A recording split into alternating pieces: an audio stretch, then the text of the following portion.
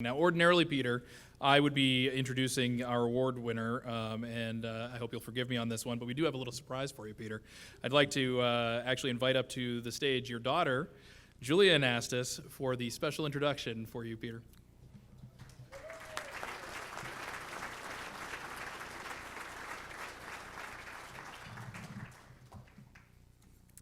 Good afternoon, everyone. First, I just want to start by thanking Matt and everyone at MHPC for not only giving my dad this award, but for letting me surprise him with this introduction today. Initially, when I heard my dad was receiving the Freedom and Opportunity Award, the panic kind of set in. Someone was giving my dad a platform to talk about freedom and opportunity. We are going to be here all night.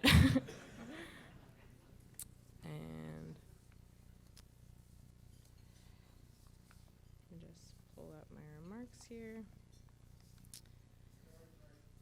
My dad has taught me 3 great lessons in life. First, the importance of being able to laugh at yourself and the world around you. Second, that honesty is paramount to everything.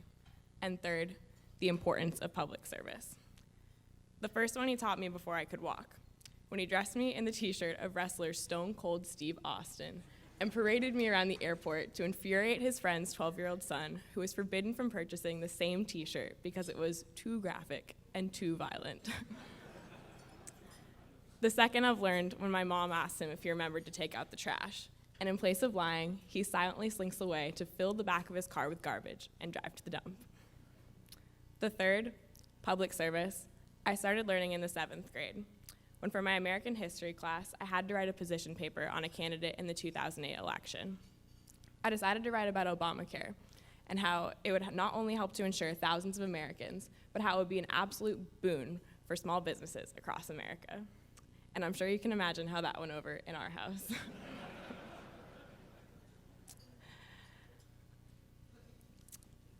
My mom always says that she never believed that one person could make a difference until she met my dad.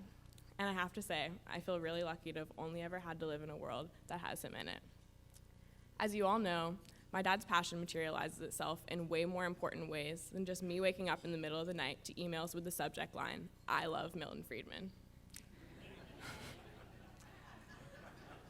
Whether it's serving as the chair of the Maine State Housing Authority, fighting to defeat Question 1 last year, or volunteering as the middle school softball coach of my team when no one else would, one thing will always happen.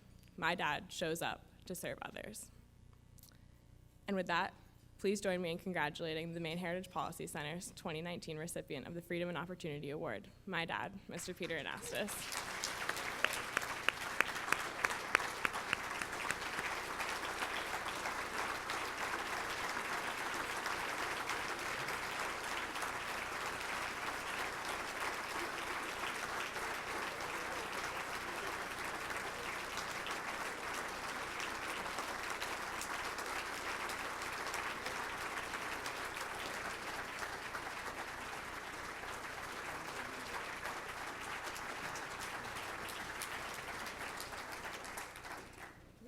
It doesn't get any better than that. I don't even know where to go.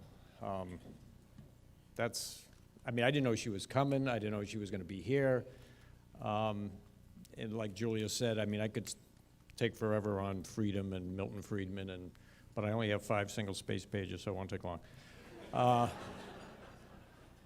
This is special because the Heritage Foundation, as all of us here know, really stands up for freedom, free enterprise, and what we think, and I'm sure most people in this room, I'm preaching to the choir, what raises the livelihoods of everyone, rich, poor, everyone, better than anything else ever. No government program can do what capitalism, free enterprise does. And that's been taught all over, that's been proven over and over all the world over. Most recently in Eastern Europe, China, 200 or 300 years ago, people finally were allowed to pursue their own destiny, and once you could have 2 people, 2 entities getting together and making a deal that benefited both of them, wealth started, wealth was created. It doesn't matter if the person's man, woman, black, white, if you make a deal, it can work, and the capitalism is what works. I started coming here about 10, 15 years ago to this lunch. My friend Bill Hamill invited me. Bill's no longer with me, but I really appreciated him inviting me every year, and I really learned a lot. As one who was brought up Democrat my whole life, voted for George McGovern. It's been a long road. But actually, probably the main reason I'm up here is about 10 years ago, I had stopped, I had given up some of my charity work at Big Brothers Big Sisters, and I was getting bored. I said to myself, why don't I just say yes to some of these requests and to do things in public service? And unfortunately, that coincided almost exactly when I met Bruce Poliquin. And for those of you who know Bruce, that is not a good combination. Next thing I know, I'm in Maine Housing, and I'm the chair of the board just like that, and we're trying to help institute Governor LePage's reforms, which we feel are going to raise up the fortunes of the state. And we're sitting, TV cameras are obviously, the first week I'm there, I get a certified letter from Sean Donovan, the Secretary of HUD. There was a housing project in Norway that Maine Housing had let slip, and it was, people were living in squalor. There was a convicted murderer literally bullying the people, and he just read us the Riot Act, and so we had to deal with that. We had costs that were going through the roof. So they had no system at all for scoring costs when they gave out contracts for government housing. Thanks to the governor's guidance and Bruce is the one who really led the way, we cut those costs almost in half and nearly doubled the amount of housing units we could build in a year.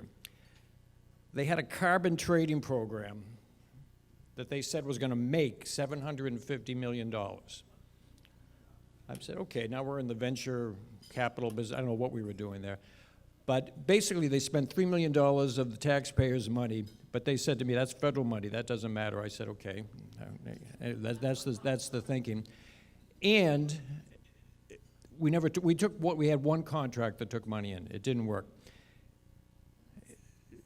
During that time, the executive director and the staff traveled to Japan, to South America, to Denmark. And so here we have $3 million, all those trips. We would beg the press to cover this. But no, we were the bad people. That's how this works. I mean, it's really kind of an amazing thing. And to say that they would go to the governor now and talk about a trip from 4 years ago, when we talked about millions of dollars, trips circling the globe, not a mention in the paper at all. In fact, to show you how crazy it got up there, Carol Conley it was the head of the Christian Coalition, who you just saw, comes to a meeting. And Carol, I didn't know Carol at the time. I wasn't associated with the Christian Coalition. He was up there because of the poor housing conditions and the good intentions gone bad. And the press comes up to him and says, Carol, are you here because the executive director, Dale McCormick, is a lesbian? And Carol goes, true story. Carol says, well, to tell you the truth, until I got here, I thought Dale McCormick was a guy. But I mean, what kind of question? I mean, what do they think? I mean, the whole press is just backwards. In any case, I just want to thank Bruce Poliquin for the years that he put in, and I'm sorry we don't have him anymore. I mean, I know some people liked ranked choice voting. It was supposedly to get the majority of the votes, but you tell me how when there's approximately 300,000 votes cast, you throw away votes, and then the winner is announced with less, like 139,000 votes, that's a majority. You know, if you want the majority, man up and have the second election. I mean, seriously.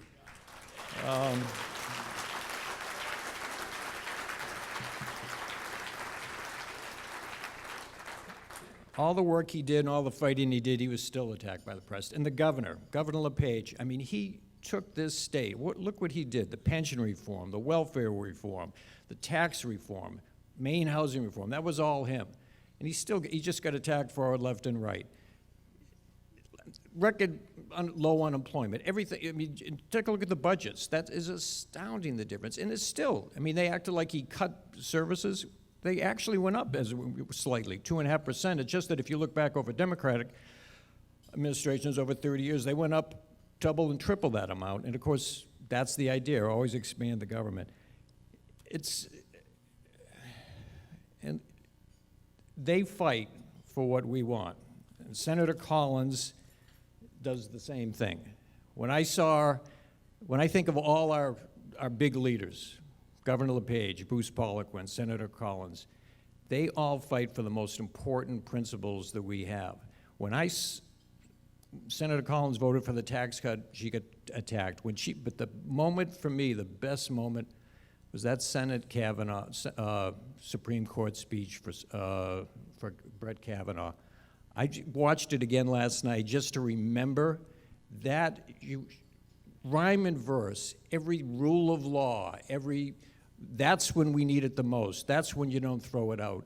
She stood up for us then, and I really, all three of them, stand up for us on those bedrock issues, and it's so important.